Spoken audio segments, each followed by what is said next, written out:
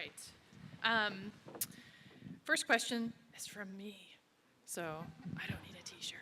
No, I've got one. All right, so Brian, I was thinking about things that we saw during site visits, and I thought of a question as you were talking. How can we, through our communication or other tools, help visitors kind of sift through all of the options? Because you were talking about packages a lot.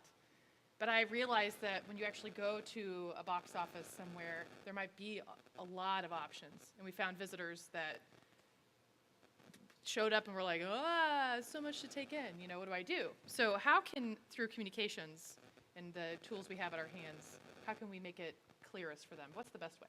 I like looking at something like McDonald's. They know packages. They understand that we can only present so many different options to people without people just getting confused and like what's going on here.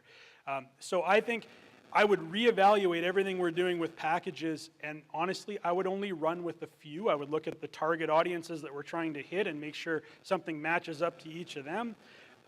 But even if it involves, let's limit the number of packages we've got, and maybe we do a seasonal refresh of packages halfway through the year to pull some new elements in. I think that might be something to consider. But you're right, if I go somewhere and I see a million different options, I have no clue what to buy whatsoever. And going to the example here, the idea of this general admission, that would be my fallback too. It's like I'm just going to go with general and just see what happens, see where the day takes me, basically. But if you had a couple of simple options, I'm far more likely to buy those. Great. Thank you. Our other question came from, this person wrote their name down, Mark Boyer. Yeah. All right, so t-shirt. Wait. Oh, C mark for t-shirt, I guess. And that sounds like it's actually a scenario for Mookie and Kelsey to kind of answer. So the 18-year-old cashier has a challenge to sell films, a traveling exhibition, push a membership, and sell a city pass. What advice do you have to offer them in that scenario when a customer comes? Yeah, that's tough. For anybody, 18 years old or not. And a lot of times, this goes back to when I worked retail. I'm getting weird feedback. I don't know. Maybe it's just because I'm in the box. Yeah. So I worked coffee retail. And there were days that we would be slow, and there'd be one guest at the register or at the coffee bar. And there were other times we were absolutely slammed, and there were 50 people out the door. There's always one person at the register. So you're always talking to one guest. And the thing that I would try very hard to tell that museum employee, because a lot of times it's so intimidating for a kid on a first job to be dealing with pushy adults who will tell that kid that they know better, and the kid will just fold. And they'll be like, yep, you do, you're right, you're older.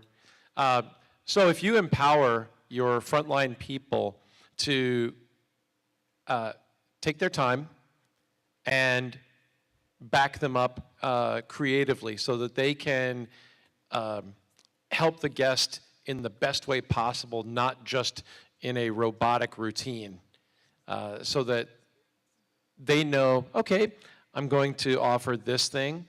We can have a little conversation very quickly about that. And at the end of it, I'll naturally also talk to you about this other thing. And then at the end of that, this other thing. Rather than just reading off a drop-down menu. That's never going to, I've been to places like that where they constantly just, would you like to sign up for our newsletter? Nope, I would just like my pants. Would you like a discount to get you free pants for a year? No, I don't. I'm in a hurry, and I'm making a stupid decision right now because free pants for a year would be great, but you just keep hitting me with things. So the more conversational you can make it, and the less robotic, the better. Does that make sense? Cool. Anything to add? Yeah. Something that some box offices do in museums in general to make it easy on their staff to upsell a membership or upsell another level of a membership is to say, the price of your ticket today can be included in your purchase towards a membership. And a lot of times people are like, oh, really? Great. So they get a membership, or the purchase of your ticket to see this movie can be included into your membership. I don't know if you can do that in your institution, but that often is the thing that will help people purchase more at the box office.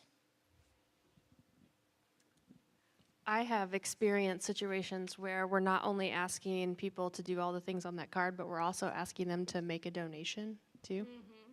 And so then we have to broker the priorities of development and marketing and the theater and food service and like all the things that are trying to generate revenue. Like, would you like to have your wedding here? All that stuff.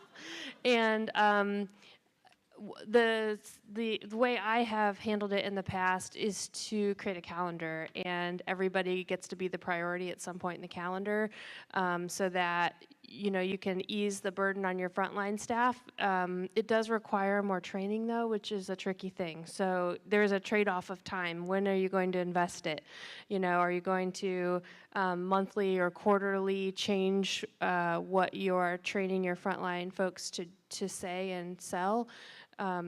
If you're willing to do that, then you have an opportunity to really think about when is the right time to be upselling membership? When is the right time to be asking for a donation? When's the right time in the cycle to upsell film? And maybe there are some of those things that they should always be upselling, right? Based on the overall revenue priorities. But if you think about it in that way, like it's a calendar, like everything else you manage, then everybody can be a little happy and a little less grumpy, maybe. Great. I better turn that off. All right, thanks to all of our presenters. Kelsey, Mookie, Brian, we'll see you in a few minutes again. Despi, thank you.